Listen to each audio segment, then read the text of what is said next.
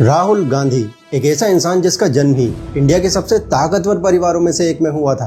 दादी उस टाइम की करंट प्राइम मिनिस्टर और दादा भारत के पहले प्राइम मिनिस्टर। मां कांग्रेस पार्टी की फ्यूचर प्रेसिडेंट। फादर उस टाइम के फ्यूचर प्राइम मिनिस्टर, जिनके पास पैसा था, दौलत थी, शोहरत थी, इज्जत थी और वो सब कुछ था जिससे वो भी इंडियन प्राइम मिनिस्टर के दावेदार बन सकते थे। बट राहुल के नसीब में शायद कुछ और ही लिखा था। पहले तो वो खुद ही पॉलिटिक्स ज्वाइन करने में इंटरेस्टेड नहीं थे, बट जब उन्हें मजबूरन पॉलिटिक्स में आना पड़ा तो ओपोनेंट्स के द्वारा सबसे पहला टारगेट उनके माथे पर लगा डायनेस्टी पॉलिटिक्स का। डायनेस्टी पॉलिटिक्स मतलब जब एक लीडर के बाद उसके बेटे, फिर उसकी बेटी और फिर उसके पोते भी नेता बन जाएं, सिर्फ इसलिए क्योंकि वो उस फैमिली से हैं, ना कि अपनी मेहनत से ऊपर आए हैं। तो इसे डायनेस्टी पॉलिटिक्स कहा जाता है। राहुल गांधी के केस में भी लोग कहते थे, इनफैक्ट अब भी कहते हैं, कि उनको कांग्रेस का टॉप लीडर इसलिए बनाया गया है क्योंकि वो नेहरू और गांधी परिवार से हैं, जो पहले से ही सियासत में पावरफुल रहे हैं। मोदी जी भी अपनी कई रैलीज में अब तक भी राहुल गांधी को शहजादा बुलाते आ रहे हैं।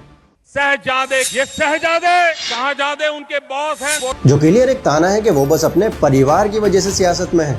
बट ये तो फिर भी एक छोटा सा टैग था। अभी कुछ दिन पहले शाहजादे यहाँ आए थे। उनकी इमेज पर सबसे बड़ा असर तब पड़ा जब उन्हें पप्पू कहा जाने लगा।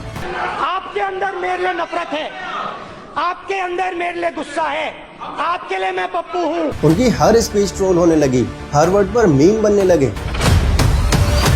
मीडिया हो या ऑपोजिशन, सबने उन्हें एक ऐसे इंसान के रूप में दिखाया जो काफी इमेच्योर है एंड कभी भी एक लीडर बन ही नहीं सकता। यहाँ तक कि इंडिया के प्राइम मिनिस्टर ने भी उन्हें बालक बुद्धि कह दिया था।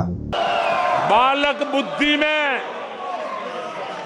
ना बोलने का ठिकाना होता है और न ही बालक बुद्धि में व्यवहार का कोई ठिकाना होता है। एंड ऐसा उनको कहने के पीछे कई ऑब्वियस रीजंस थे, क्योंकि राहुल कभी कभी स्पीचेस में गलतियां कर देते थे।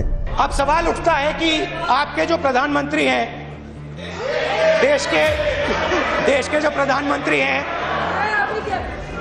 मगर वो देश के हैं मगर आपके भी हैं। फैक्ट्स को मिक्स कर देते थे या थोड़ा अनकॉन्फिडेंट लगते थे।